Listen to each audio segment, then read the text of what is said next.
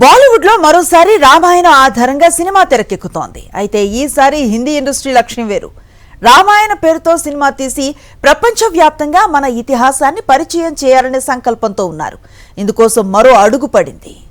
దీపావళి కానుకగా రామాయణ మొదటి భాగం విడుదల కానుంది. ప్రస్తుతం యూనిట్ మూవీని ప్రమోషన్ చేసే పనిలో ఉంది. ఇదే పనిలో ఇటీవల లాస్ ఏంజలస్ వరకు వెళ్లి వచ్చింది. ప్రస్తుతం హాలీవుడ్ అగ్ర నిర్మాణ సంస్థ వార్నర్ బ్రదర్స్ తో రామాయణ నిర్మాత భారీ ఒప్పందం కుదుర్చుకున్నాడని వార్తలు వినిపిస్తున్నాయి. రామాయణ చిత్రాన్ని ప్రపంచవ్యాప్తంగా భారీ ఎత్తున విడుదల చేయడం మాత్రమే కాదు, యుఎస్ఏలోని దాదాపు 5,000 స్క్రీన్స్ లో రామాయణం విడుదలయ్యేలా వార్నర్ బ్రదర్స్ డిస్ట్రిబ్యూషన్ ప్లాన్ చేస్తోందని సమాచారం.